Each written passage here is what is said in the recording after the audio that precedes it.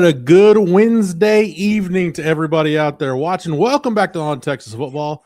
Welcome to the Wednesday night live stream. That means buckle up. We'll get you through the next hour roughly, taking your questions, comments, concerns, airing your grievances, whatever you got. Line them up in the chat. We'll get to it. Super chats as always here on Texas Football. Jump to the front of the line. I am Jeff Howe, joined as always on Wednesdays by lifetime Longhorn 2005 national champion Marcus Myers and Sandman to answer your question. Sandman was here before we started, so we'll have to restart the show. Exactly. Sandman, why is 7:05 the start time? That's so arbitrary. Actually, we're starting a little bit, just a couple minutes late. CJ Vogel was on location today doing some reporting, so CJ's been all over the greater Austin area today. Whenever he gets here, we'll let him run that down. But CJ running a little bit late, trying to give him some time. But nonetheless, CJ will be here, Sandman. So, Sandman, you can rub it in CJ's face that you were here before him tonight whenever he is here. Marcus, let's give a shout-out to, as I said, Super Chats jumped at the front of the line. Rocky P, shout out to you, Rocky P. Welcome to the Cracker Barrel Longhorn live stream. I don't know what that's supposed to mean, Marcus, but I'm not turning my nose up at Cracker Barrel. I enjoy food at Cracker Barrel. I'm a big breakfast guy, Marcus. I don't know about you, but I'm the kind of guy, if you give me like the breakfast for dinner option, oh yeah, more often than not, I'll take that. Yeah, they got the good don't they have the good hash brown casserole there? Or Yeah, it was like a little yeah. I haven't been in a while. Yesterday I was in Lubbock and my aunt stopped at Cracker Barrel and got my grandfather a fried pork chop because that's what he wanted, and she figured out that they had one. And if you turn 101 on Friday, you kind of get whatever it is that you want. So that was his request for yesterday, and he got what he was looking for. So Rocky P says, "Come on, making fun of the monster Big 12." So Rocky P, I appreciate okay. So Marcus, let's talk about that though. I do want to mention that because last night, I'll be honest, I try to not pay attention to too much of what's going on in the Big 12. Yeah. It's like Facebook stalking your ex. Just don't do it. You're better off now. You went your separate ways. Just do what you do. So, but I was under the impression that the deal Brett Yormark made with Monster Energy to put the I think it's going on jersey patches and field logos and court logos. Right. I was under the impression, Marcus, that it was $20 million per school. And I'm thinking, wow, that's a landmark deal.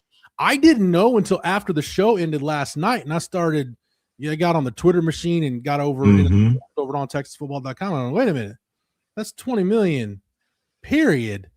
If I'm a member of the Big 12 and I got to put, I don't care what logo it is, if the conference is telling me I got to put a logo on my jersey and on my field and on my court, and it's only going to pay me $1 million, roughly, yeah, I'm not too happy about that. I don't think anybody in the Big 12 should be happy with this.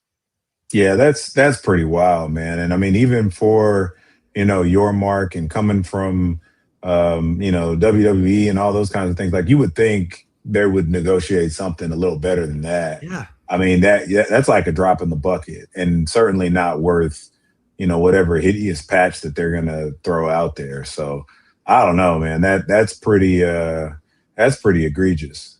Yeah. Kansas and Oklahoma State have jersey patch sponsorship deals that are going to pay them way more than what they're going to get from this conference sponsorship. So we'll see how that all plays out. But joining us, as he does every Wednesday night, the third member of our team, as Rod Babers has dubbed him, the young prodigy here at On Texas Football, CJ Vogel. So, CJ, let's get right into it. You've been to a couple of different events today with some. Let's go in reverse. Let's start at the one you were just at, since it's probably top of mind. Catching up with Trevor Goosby tonight. Yeah, a bit of a busy, long, hot day. Didn't know I'd spend 3 hours in a McDonald's today, but we'll get to that here in a minute. I was just at Hyde Park High up in Austin, Trevor Goosby's youth camp taking place right now. All proceeds headed towards, I believe, is the American Heart Association. Obviously, Trevor grew up with a heart condition. Doctors caught it, basically saved his football days and his days of being an athlete. So this is his way of, in a way, giving back to the community, giving back to folks who have, endured some heart effects or, stipulations. So really cool to see Sam Acho was in attendance to lend his support as well. It was cool to see Trevor, his younger brother, Austin, was in attendance as well, now on the Texas basketball team as a true freshman. His family was here, probably 80, 90, maybe 100 campers out there today too. And I know it's hot, so it was really cool to see that the community, despite the heat, despite humidity, whatever the weather is in Austin currently today, getting out there to support Trevor and Trevor giving back to the community as well. All right, so and by the way, Sam Acho, great guy, a lifetime Longhorn, definitely to be proud of everything that he's doing. So good news on the Trevor Gooseby front. CJ, I didn't think you were going to be at McDonald's apparently as long as you were today, but catching up with Kobe Black and Jelani McDonald out there doing a little NIL appearance. Yes, they both put on the aprons. They put on the McDonald's hats. Got a couple jokes from buddies outside of Texas Circle saying these guys better not have bad games, but it was cool to see both of them. I bet CJ wasn't doing push-ups at McDonald's like Matthew was at Whataburger. No, I was not. I was sitting down enjoying my air condition. I did not eat at McDonald's. Boy, I'm starting to regret that now because I'm starving. But it was cool getting to see these guys interact with the community. There was a long line for the meet and greet. They raffled off footballs. And they were just overly excited, right? They worked the drive-through window. They delivered food to folks inside the doors. Really cool to see these guys kind of benefit from the NIL world. Yep. You also put up a note over on TexasFootball.com trying to get what you could. Good reporting on your part about Kobe Black's move to safety. What did you find out about that, if anything, today, CJ? Yeah, it's in the works is what the message was from both of them today, though neither confirmed. We on Texas Football completely expect Kobe Black to see time at the safety position moving forward. One source at the McDonald's meet and greet today told me that they think Kobe likes safety more than corner, right? They think that his skill set fits that of playing safety. I tend to agree with that. I saw Kobe's best football in 2025 when he had eyes on the quarterback, when he could anticipate, when he could jump passing lanes. I still think with Kobe's skill set, length, size, athleticism, you'll see him play man-to-man from a deep 8, 12 yards that's necessary at safety. Yeah. I just didn't know if the bump and run was kind of his strength, and evidently it feels like some of the Texas staff has kind of shaded more so towards seeing him at safety than corner. We'll see what that means when fall camp begins August 3rd in a couple of weeks. Good stuff, CJ. Marcus, that's one of those moves when we talked about it a couple of weeks ago. I don't think anybody on the OTF staff kind of, I don't know. Like, I think all of us unanimously were like, yeah, that's probably the right move. It's very rare, Marcus, that these position moves are ones where you're like, no, that makes sense. But I think this is going to be a better deal for Kobe Black at the end of the day. Yeah, I think it'll be great for him. I think ultimately it'll end up being great for the defense. I think it provides, even more versatility. We've talked, again about how, that safety room has had some question marks with guys needing to kind of bounce back from injury. And he's one of few that's been kind of healthy throughout the spring and, certainly heading into the summer and ultimately fall camp before they kick off the season. So to me, I think it's, one of those deals where as a player, sometimes you wrestle with, what it is that you've always envisioned yourself as and what it is that you want to be, versus, I hear Rod say it all the time, what you need to be. And I think, this would, if anything, just show his versatility. And I also really like, just his ball hawk ability, back there. And it would give you, opportunity to play some 3-high shell when you want to and kind of mix and match coverages in a way that would make it, a little harder for offenses to pick up on. So I think it ultimately, if it does come to fruition, I think it'll be something that he'll look back on and be glad that it was something he went and did. Yeah, I think we forget that it's been a minute since we've seen Will Muschamp call defense. So how diverse he is something that I'll be looking for. And, hey, as explosive as that Texas State offense is, we may see some of it in the opener just to get guys used to running some different things in the game. Or maybe you'll save some stuff for Ohio State in week 2. I don't know. We'll see, but definitely excited. So we'll keep talking about the Kobe Black move to safety, talk about CJ's travels today. I've also got something on the offensive side of the ball related to Texas that I want to touch on here in just a second. But before we do that, let's go ahead and thank our lead sponsor for the Wednesday night live stream. That is Andy Ludicky and My Perfect Franchise. Are you stuck in the corporate rat race with 2 weeks of PTO and no control over the money you can make or your schedule in general? If that's you, then call Andy. He'll take you through a process to help you find a business that'll fit your skill sets and your financial goals. Franchise ownership isn't for everyone, but if you have a desire to take control of your destiny, call Andy or email him at andy@myperfectfranchise.net. Again, that's andy@myperfectfranchise.net. And we want to thank Andy Ludicky and My Perfect Franchise for sponsoring the Wednesday night live stream here at On Texas Football. All right, I am working on this piece, hopefully publishing it tomorrow over at ontexasfootball.com, looking at one of those line of demarcations in the season. And I've talked a lot about, hey, you could tell the second half of the Mississippi State game is really when things started to come together for Arch, and he started to take off. The other thing about the Mississippi State game, and CJ, we talked a lot about this at the time, and I think it's worth rehashing now. That's when A.J. Milwee went up to the press box. He had been on the field, and then, he got kicked back up to the press box where he had been his first 2 years at Texas with Sark. And shout out to Matthew for putting this graphic together, but I went and crunched some numbers, did some napkin math. As far as I know, these numbers are accurate. I basically broke down the Texas offense. If you're watching this, on the left side of your screen is going to be the Texas offense through the first 7 games of the year. That's Ohio State through Kentucky. And then on the right side of the screen is the last 6 games with A.J. Milwee back in the press box. Now, obviously, that wasn't the only thing that happened. You had Milwee going back to the press box. You had Arch finding a rhythm, which maybe those two things coincided. Sark called some of his better games in the second half of the year. You got your offensive line combination figured out. You found one that was competent. But, CJ, I'll throw it to you first. When you look at these numbers and we take into account the A.J. Milwee factor, what's your take on just the drastic split between the Texas offense in those first 7 games and the Texas offense in those last 6 games? Yeah, it's funny, and this might just be the mind of a quarterback, but the passing numbers are significantly better while the rushing numbers dip. Yeah. About 25 yards per game, and that's with Arch Manning having pretty significant runs against A&M, against Mississippi State, against Michigan. So that to me is a surprise. But Sark has talked about it on record a few times in press conferences and media get-togethers.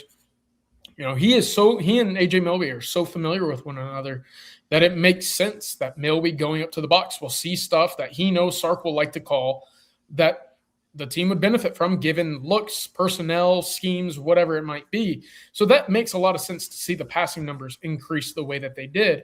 I think I was the one that broke that news that he was moving up to the box. And when I was told that he was moving up there, it was a lot of, in the spring and in fall camp, Sark doesn't like to call plays at all, right? Yeah. That's Milwee and it's Bamonte, or it's Milwee and Flood, or whoever else is in that play calling position for Texas. They're the two that call for the first team offense and the second team offense, right? So, but they call from the field. What's interesting from Sark is that continuity, that relationship with Milwee is, hey, he knows that by the end of the second quarter, entering the third quarter, there's going to be plays that Texas can go back to based off of looks that opposing defenses have given them in the first half that they can exploit. And I'm assuming that's exactly what happened in the Mississippi State game, that and a lot of desperation, but that carried on evidently for the remainder of the game. And that's even with a stinker against Georgia mixed in there as well. Yeah, Marcus, for play callers, there's some guys that could be on the field or in the press box. There's some guys that they want to be on the field because they like the field down there. During your playing days, Marcus, Greg Davis called it. I don't ever remember him being on the field. He called games from the booth. Brian Harsin called it from the booth. Major Applewhite did. Tom Herman, one of the reasons why he didn't take over play calling was he said he didn't like calling games from the sideline. He'd rather have Tim Beck or somebody else up in the booth.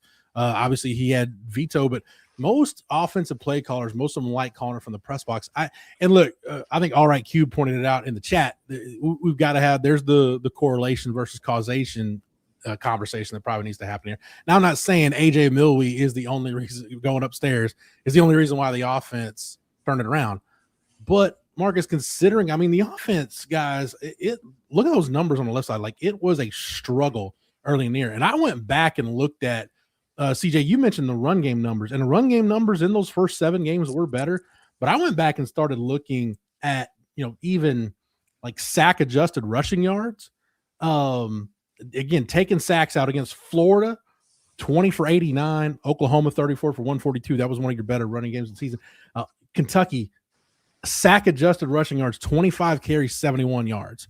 That's not good. Even you start looking at games like UTEP, you ran for 226, but you did it on 56 carries. Sam Houston State, you were 41 for 266. So, you had some numbers. And that 266 against Sam Houston, you guys remember, Matthew Caldwell had to rip off a 50-yarder late in that game to get you to that point. So, Marcus, I just think it was getting back to where everybody in the play calling process is more comfortable. And I think for Sark, having a set of eyes upstairs that he trusts, it's a bigger deal maybe than we probably discussed during the season.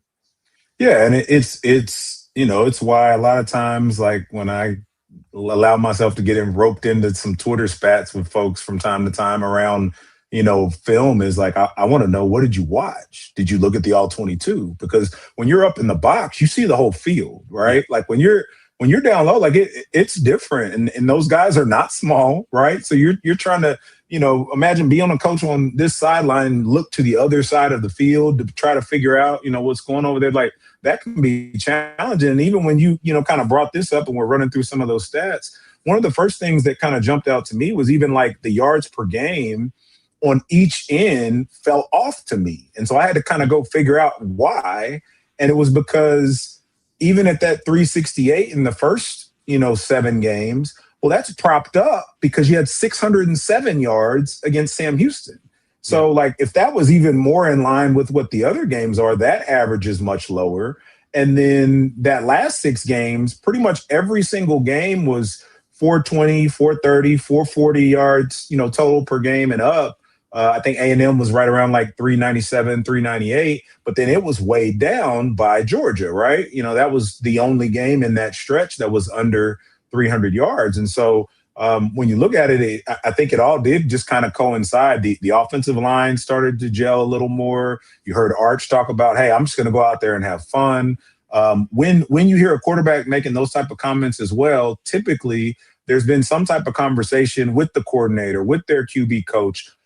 You heard Coach Brown and Coach Davis talk about, there was a period where they had to talk to VY about, hey, what do you like? Like, what are the things that make you feel, most comfortable? And so I think all of that kind of, happened around the same time as AJ Milwee going to the box. And it ended up, showing proof on the field. They were much more explosive offense.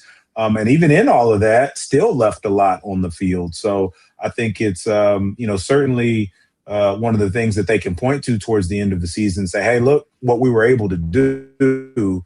And we've added some pieces. A bunch of guys are a year older, and we should be able to, try to pick up, where we left off. Mm-hmm. Yeah, one thing I did want to note, why Milwee was on the field to begin with, it was before Texas added Mike Bamonte as a full-time staffer, right? Yep. And so as a result, he was up in the box. He and Neil Brown, I know, was a big piece of what Texas had in the box, especially in the first half. Neil Brown evidently had a big role in calling red zone plays with Arch's legs. And yeah. I know he didn't have a headset to necessarily call them down to Sark, but it was a lot of suggestions to those who did in the box. So why you saw Arch maybe run significantly more in the first half of the year in that red area is, one, probably because Texas couldn't do it any other way, but 2, it was by suggestion, the designed runs, the designed, hey, let your 6'3", 230-pound quarterback figure it out for you. A lot of that came from Neil Brown. I'll say this as well. Milwee moved down to the field, I believe, in the end of 2024 in a way to kind of calm down Queen Ewers, right? Yeah. There were times when Quinn would get a little flustered. They didn't have necessarily that quarterback coach to sit down on the bench with him to see what he was seeing, to diagnose why plays or protections were set the way that they were, and for Sark to continue being the game manager. And this is where the debate comes in, whether or not Sark needs an offensive play caller to begin with while being the head coach. Sark would then take time out of being the game manager, head coach, CEO to then go be the quarterback coach and the offense coordinator and find ways to continue progressing the offense forward. That's when Milby originally bumped down onto the field. So he could pick the brain of Quinn. Well, when Bamonte was granted that official assistant coach status, the switch was made midway through the season. And evidently, Jeff, these numbers dictate, or at least tell you a bit of the story, that Texas benefited from Milby returning up top. Yeah, Marcus, you mentioned explosivity, and what kills the sample in the last 6 games is the Georgia game. Yep. I even did sack adjusted rushing yards against Georgia. Would you guys like the sack adjusted rushing totals against Georgia in that loss in Athens? 14 non-sack rushing attempts for 39 yards. Less than 2.8 per carry. That's just straight up not going to get it done. But Marcus, you mentioned explosiveness. In those first 7 games, Texas had, and people can qualify explosive plays however they want. But for me, doing it the way I did it while researching it, I had to kind of get to round numbers. So I went running plays of 10 plus yards, passing plays of 20 plus yards. I couldn't get kind of that sweet spot of 15. So you look at those plays. Texas had 55 of those in the first 7 games, 49 of those in the last 6. So your explosive play rate in both those chunks still about 12.5%. I think I read a note from Pro Football Focus the other day. I think the college average was around like 15.5% for explosive play rate was about the average in college football last year, or maybe that was the NFL. I forget, but but Marcus, to your point, those if you just look at it segmented in games, the Georgia game kill those numbers. Do you realize of the running plays in those last 6 games, you had 27 non-sack rushing attempts that went for 10 or more yards? 10 of those 27 were in the bowl game against Michigan. Yep. So that sounds about right. When the running game, when it was feast, like against Texas A&M, you feasted. When it was famine, it was about as bad as we've seen a Texas team trying to run the football around here in a long time. So Marcus, it's got to get cleaned up. I have no doubt that that's something that's been pointed out early and often. And I mean, to me, it's why you go and get the running backs that you got. It's why you bring in a Derek Cooper. That room is a more explosive room now. That room is a more versatile room now. That room is a bit more impervious to injury now, right? Like you still could have some, but you have something much more substantial there that you feel a little more confident in because you've seen, them perform, and you don't really have anybody, unless I'm mistaken, none of those guys are coming in to the season off of injury, right? Whereas last year there was kind of this, all right, how's CJ going to look? We may have to kind of put a governor on Trey Wisner because he's not really built to, carry the ball every single game like that over the length of the season. So I think, you certainly could expect to see something different. And then, as much as you can do the sack adjusted yards as well, when I was thinking about the Georgia game and just kind of reliving being there and watching it in that stadium, I think about all the yards that were left on the field, whether it was a penalty that called some plays back or, the drop passes. We don't have to rehash all of that. We've moved on now, right? But I mean, that is stuff that really pulled those numbers down as well. And so I think certainly those are things that they're working on in the offseason. And just from a self-scout perspective, it's not something that you could even try to, put lipstick on a pig, if you will. Like it was pretty bad, those first 7 and certainly against Georgia. And if you're wanting to achieve all your goals, you have to, almost do a 180 to that end. No doubt. All right. So that's what we've got out on the table tonight. We've got, again, we'll get back to some of CJ's travels here in just a minute because I know we got some questions on the Kobe Black front. We're talking about AJ Milwee's move to the press box in the second half of the season, a different Texas offense is what we saw, so we can cover that. Whatever you got, go ahead and get your questions lined up in the chat. Super chats, as always, jump to the front of the line. But right now, I need to thank a couple of our sponsors here on the Wednesday night live stream. And I'll start by letting you know that this edition of On Texas Football is brought to you by Prize Picks. There are a lot of ways to watch sports. You can sit back, check the score, maybe flip between games, or you can have something riding on every swing, every shot, every touch, every possession. That is where Prize Picks comes in. The summer sports calendar is loaded. You got baseball, the WNBA, the World Cup. Prize Picks gives you a simple way to make all of it, no matter what you're watching, more interesting. You're just looking at player projections and deciding one thing, more or less. That's it. You build your lineup, submit your picks. Now you're locked in from the first whistle to the final out. Today, it's baseball is what we're looking at. We're going more than 5.5 strikeouts for Reds pitcher Chase Burns and more than 4.5 strikeouts for Michael King of the Padres. That's what makes Prize Picks fun.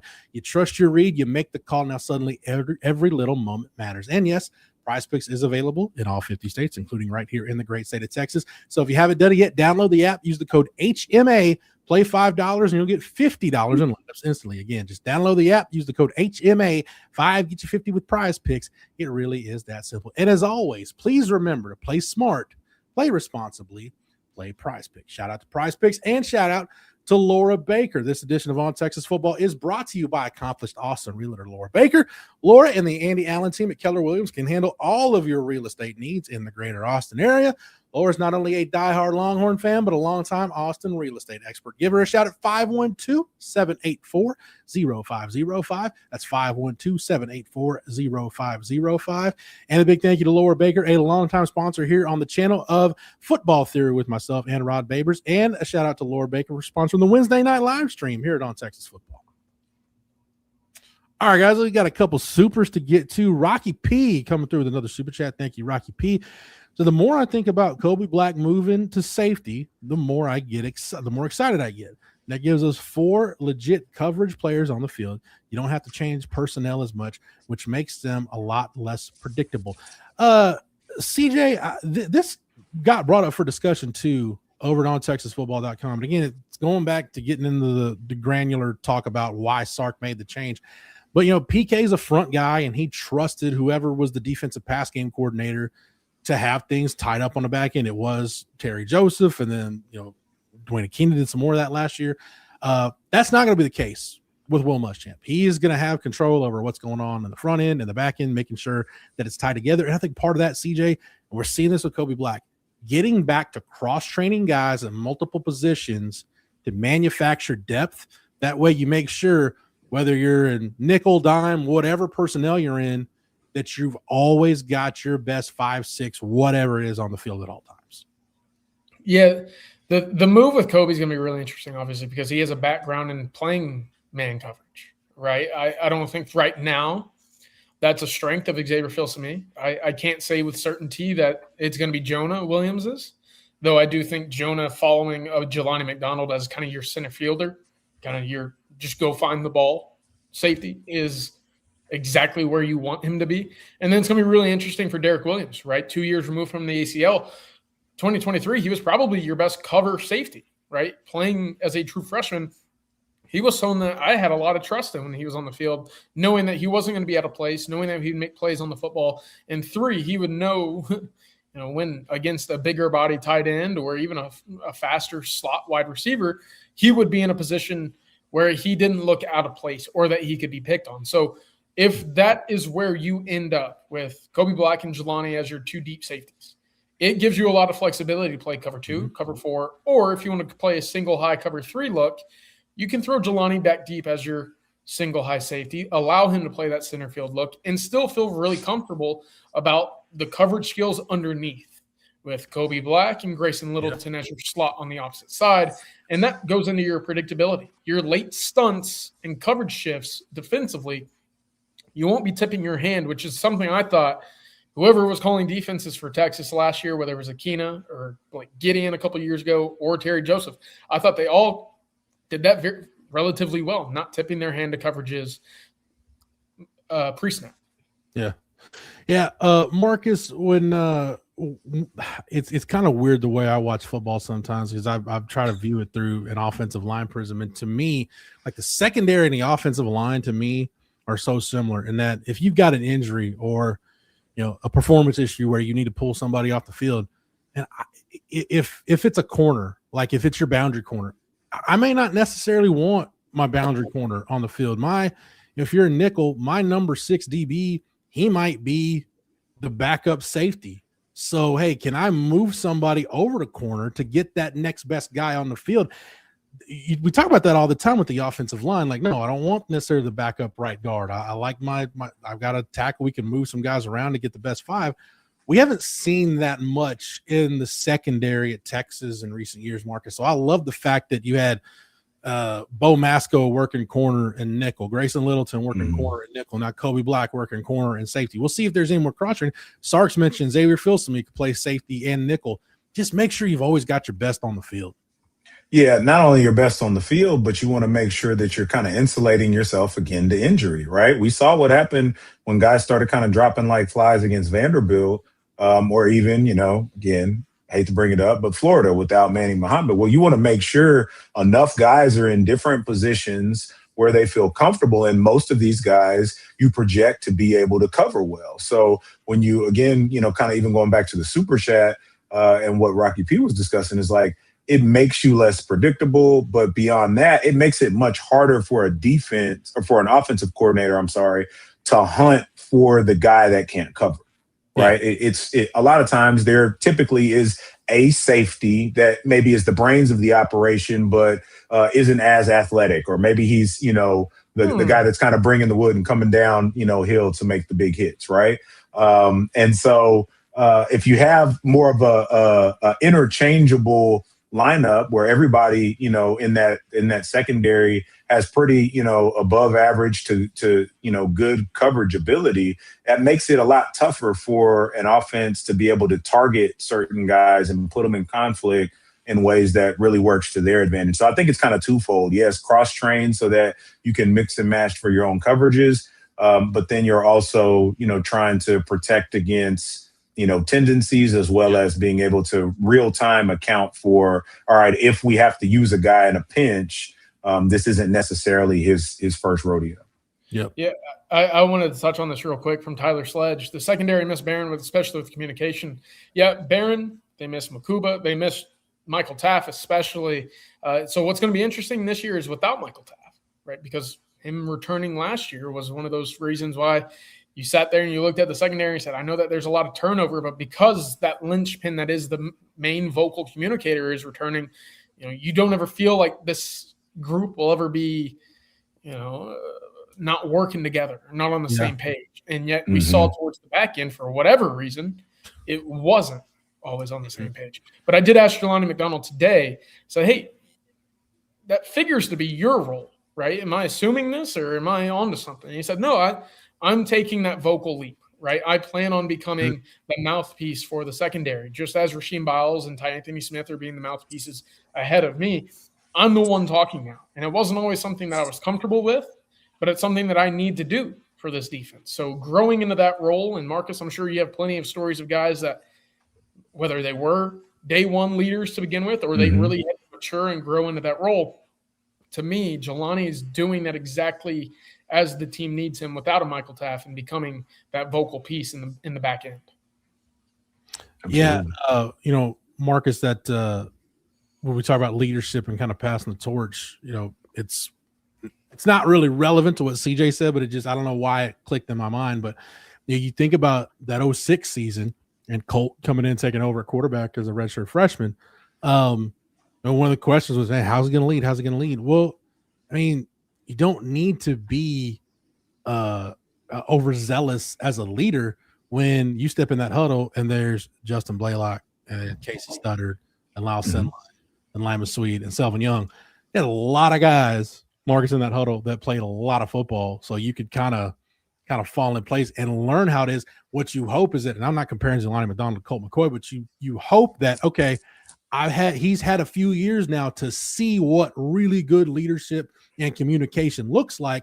Now that it's his turn to sit at the head of the table, what's that going to look like?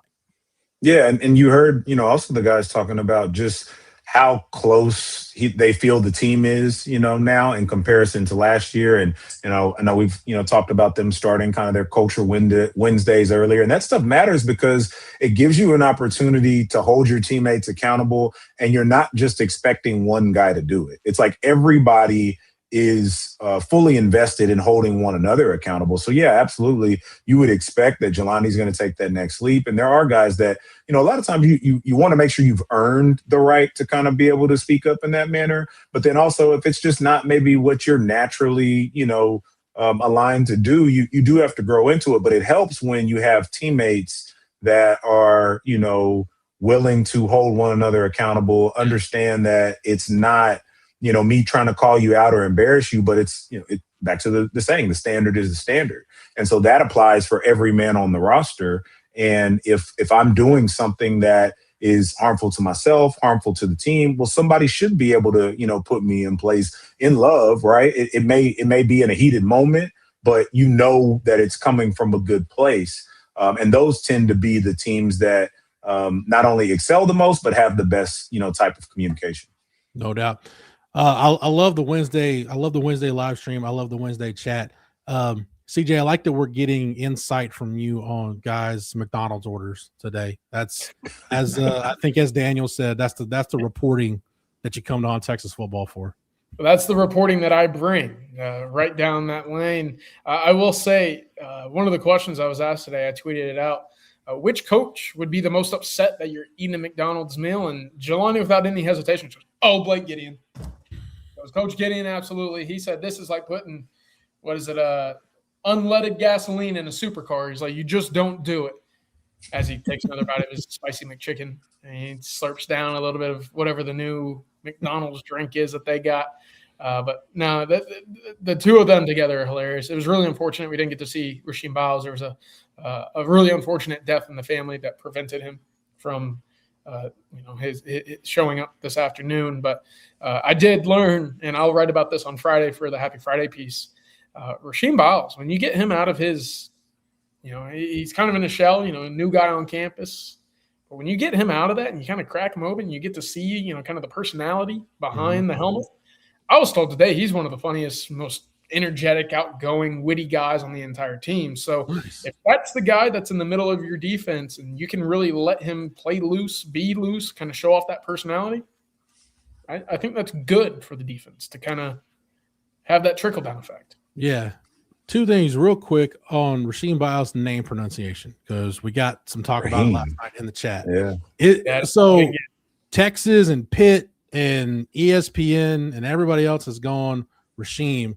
Are we going silent S, Marcus? Is that where we're going now? I saw somebody kind of say in the chat, I guess earlier, I said Manny and someone was like, his mama named him Malik. I'm gonna call him Malik. If mama says it's Raheem, I think it's Raheem, right? Yeah. So I guess there is a silent S in there. So I'm trying to be better about it when I say it, because I really like to make sure I'm saying somebody's name correctly as best I can. It's hard. That's one of the ones that like isn't very common, right? Like you don't often see just a random silent S in the middle of a name, but I think it is Raheem Biles. So I'm just going to start calling him Mr. Biles, but I think that might get confused with Jordan Owens, the safety on the Bears, who's dating Simone Biles. So probably. I had to actually have that conversation with Sam at one point because there was a whole Ellinger thing. And Sam's like, people pronounce it the way they want to. I'm like, no, it's your name. Like, how do you pronounce? He's like, all right, then it's Ellinger. I'm like, okay. Ellinger is dead. It's Ellinger, and I'll correct everybody from now on. So there you go. The one I still can't get is what's the Miami running back that went to A&M? Like I've been saying, it's Achane. It's not Achane though. It's something else. It's like, well, that was Trevor Etienne when he went down to New Orleans this past year. He signed with the Saints in the offseason. He's like, Etienne is actually pronounced Achane. Yeah, that's what it is. Not. You're right. No, it's not. You're right. And it was like, dude, it's my name. Like, I know how it's pronounced. So yeah, that's it. You go long enough, and people will just refuse to believe anything that you say. But when you get ahead of it like that, then hey, that's your name. Be proud of it. Yeah. Got the Bijan is apparently how Bijan wants his name pronounced in the NFL, so we'll go with that. But it may take us time to get there, but eventually we'll get there. We'll get it right, and we won't have to correct ourselves anymore. Kanu, CJ, the other thing that I need you to confirm, because it's been a minute since I've been inside of McDonald's and like ordered food, and that just not a place I frequent much. Does McDonald's still do high C orange from the fountain? Can you confirm that? Yeah. All right. Yep. I went right. I love Marcus's reaction right off the bat when I went right past it for a nice blue Gatorade, because blue Gatorade and Sprite out of that McDonald's cup and straw, I don't know what it is. It just tastes better. But yes, again, the heavy duty reporting from me today, Jeff. Can confirm. Marcus, I don't know if that's proprietary to McDonald's, but the high C orange in McDonald's back in the day, it would go. Yes. Yeah, man, and it was cold. You didn't even need the ice for it. Like that was a high quality drink right there. So it's the good old days. Which is good. Less ice, more drink. Which, if you ever gone to chicken, Raising Cane's, you get 80% ice, 20% whatever your drink is, and it's like, all right, well, guys, man, anyway. I could do a whole live stream on the liquid to ice ratio in cups and who does it right and who needs to do some work. But let's move on. Speaking of the good old days, Justin Yarborough coming through with the super chat. Justin, thank you as always for the conversation and the super chats. So Jeff and CJ, any area y'all didn't like to go visit recruits at? It's time for some good old recruiting stories. I'll tell you this, CJ, before we put anybody on blast or coaches in a certain geographical area in the state of Texas, catch a stray, perhaps. I loved going to East Texas.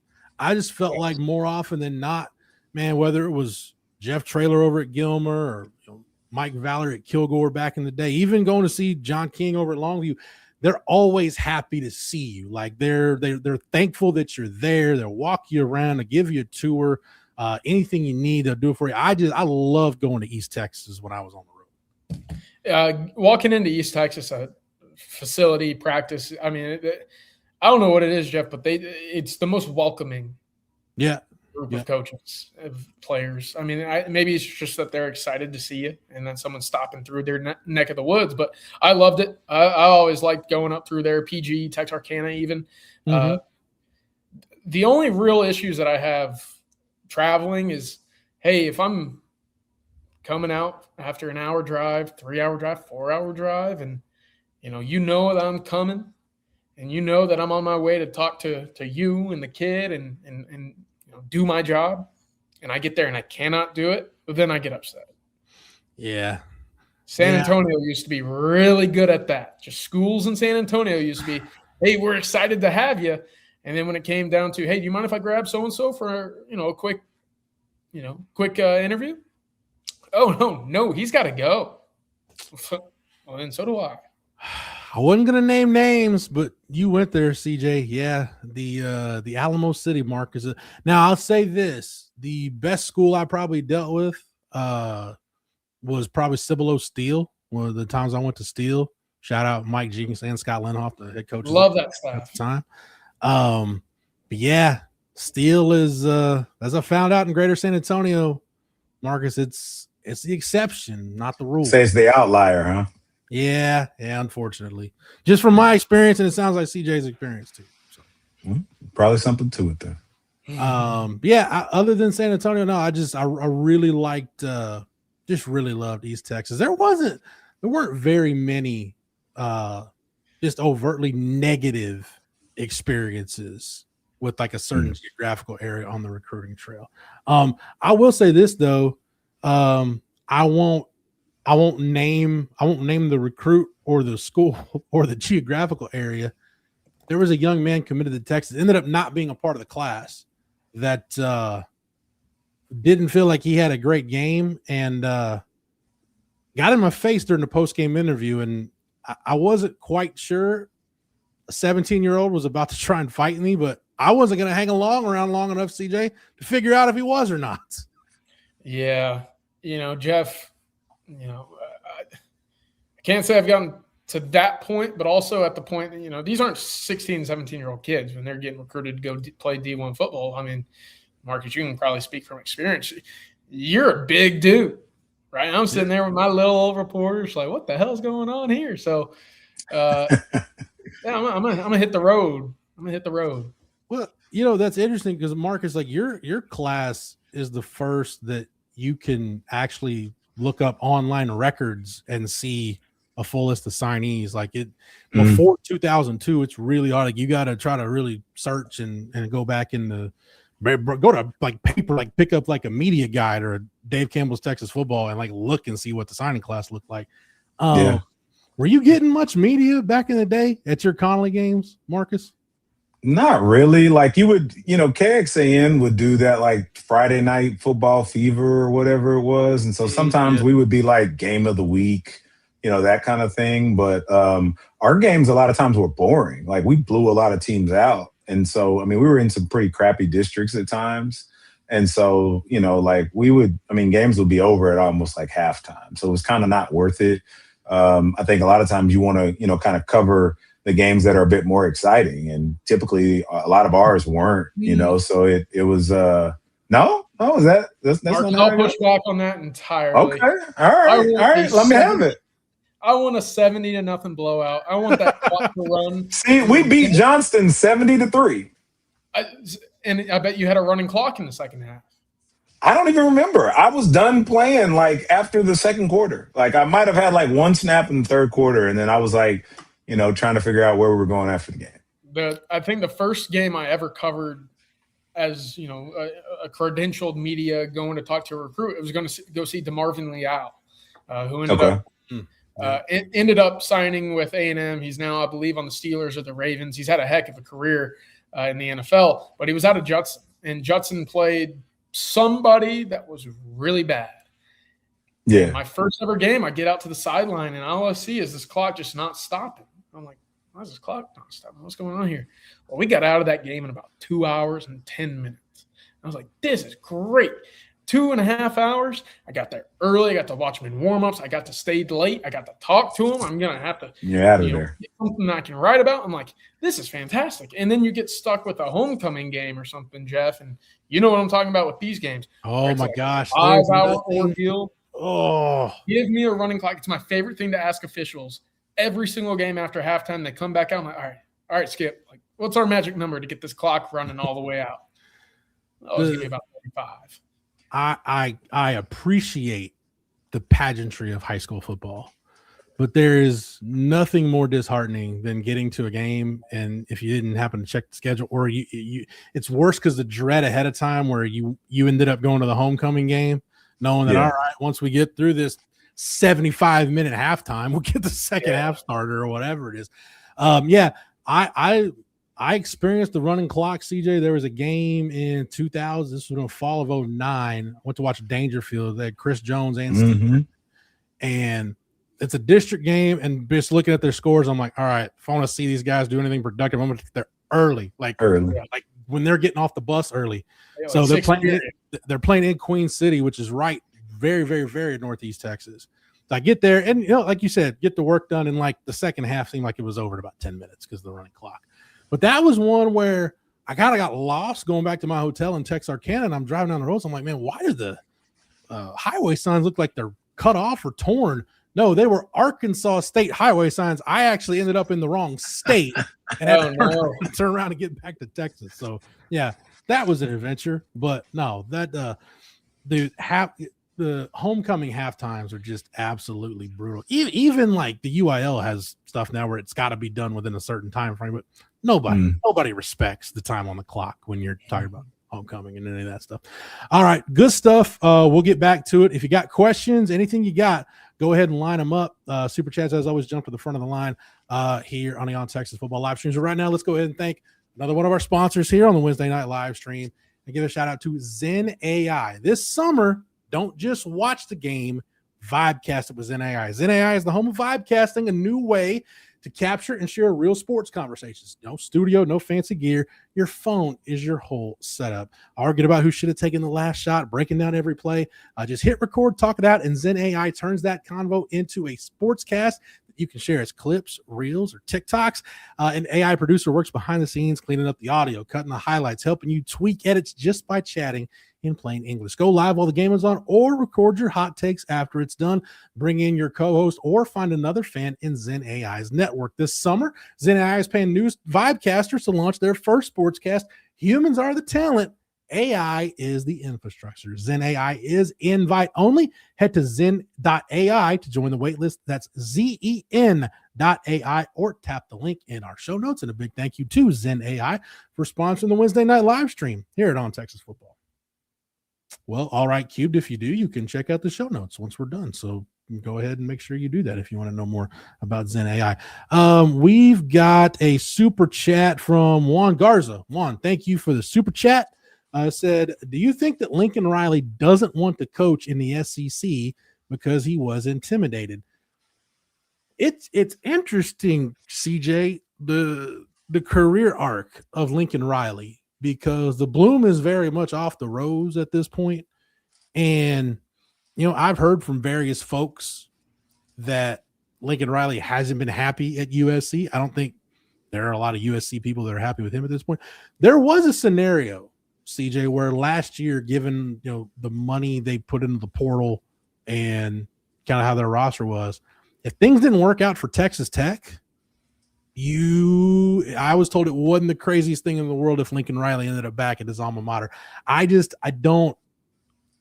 I've heard enough at this point to feel like I don't think Lincoln Riley wants to be a part of the SEC, and I don't think he necessarily likes being a part of the Big Ten either.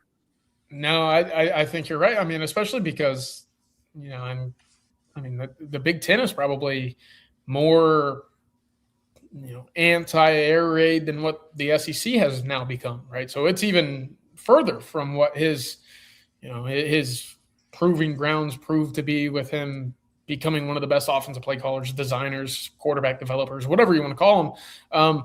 But Jeff, you're absolutely right. That rumor mill a year ago when it came to, well, is Kalen DeBoer leaving? What's going on with Lincoln Riley? Is Texas Tech not happy with Joe? I mean, all sorts of nonsense was going on, and the, kind of theorized domino effect. It's probably about 15 coaches deep, all at about 6 or 7 different blue blood. Eventually, when, a couple of years from now, I can't wait to kind of delve into that, because there were names, calls, texts that I would receive, and I'm just like, dude, there's no way. And then the source would be like, yes, and here's why, and it would make perfect sense. Mm-hmm. So, you sit there like Alex Jones, just like, oh, conspiracy theory going crazy. And all of a sudden, you're like, all right, well, none of it actually happened. So, but yeah, I don't know if Lincoln Riley and USC should be married. I don't know why Lincoln Riley would ever be upset with USC. They just paid out the wazoo for their signing class 2 years ago and this year. Mm-hmm. So if you're Lincoln Riley, the only thing that you should be upset about is the man in the mirror is not figuring it out. Marcus, that's the case. Sorry, CJ, didn't mean to cut you off. Marcus, I'm gonna put you on the spot. I want you to put your put the hat on. You're an NFL general manager, right? You're a president of football operations. You've got to hire a head coach, and you're looking at the college ranks. Who are you calling first? You calling Lincoln Riley, or are you calling Sark first? Probably Sark. So has Sark passed Lincoln Riley as a more attractive head coaching option at this point? I just feel like it. I don't know. There's something about Lincoln Riley, like even, if I take like my Homer cap off, mm-hmm. There's just something about him like that just doesn't fully connect for me that leads me to believe he is the person that an NFL GM, owner, whatever would want, kind of like building their thing from the ground up, right? Because you're not going to hand him the keys to something that's like turnkey. It's going to be something that is, probably a pretty bad situation that he's going to have to kind of turn around. And I just don't know if he's that, I mean, he kind of had it gifted to him, at OU, the way he was able to take over there. And then you go out west and, you kind of have all the resources provided to you. Now, granted, I don't think he, necessarily foresaw them going to the Big Ten or whatever they're called these days. But like, I just think that was a much easier path than, whatever he would potentially face at the NFL level. I just feel like, for all of the gripes that you may have about Sark, he's already a little battle tested. He's done it, in the NFL in some different spots, and has a better feel for it than Riley does. And I would also think that NFL players would probably be a bit more likely to follow him than Riley. CJ, from that standpoint, this is not like an apples to apples comparison. Like Lincoln Riley, to me, if Lincoln Riley took an NFL job, it would be more, and I think he's more equipped, like akin to where like John Gruden was when the Bucs hired him. Like he's a guy. Like if I feel like I am a tactical genius head coach away from winning a championship, I probably go hire Lincoln Riley. But if I've got to build it from the ground up, to Marcus's point, Sark at two different places has done it now. He did it. Washington had a winless season before he got there, and he's done it at Texas. So yeah, if I've got to build it from the ground up, I probably am calling Sark first. Yeah, I think so too. And Marcus, I think the way that you phrase that, kind of with like a turnkey, just like kind of, I don't know the other phrase to put it, but it's like, if that's the one missing piece that you need is a play caller. I mean, look, Lincoln Riley, I'm not above that. I like Lincoln Riley as a play caller, still do. But as a program builder, as the face of your program, I think it's hands down. I don't think it's really a discussion. Now, I will say this. I thought USC was a team last year with D'Antlin coming over from UCLA that I could sit there and say, okay, if it's not this year, then never. I'm saying that again this year because guess who? And we haven't talked about this at all. Guess who's the defensive coordinator at USC this year? Yeah. Gary Patterson's off from his music band career tour, and he's back on the sidelines, man. I mean, if Gary Patterson can't put together a defense that can match up with Lincoln Riley, then Lincoln Riley he'll never figure it out. He'll never have a defense because he finally cut the chain from that that anchor that was Alex Grinch. I was like, okay, that's the stuff that he needed. But shoot, if you can't get it with Gary Patterson of all people, then yeah, hang it up, man. Yeah, there's two things here.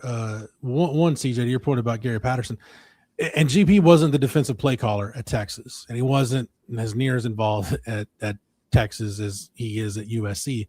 But it's a similar situation where, hey, if you walk in and you have an impact and the defense is better, you're going to get all the credit for it because it's better under your watch.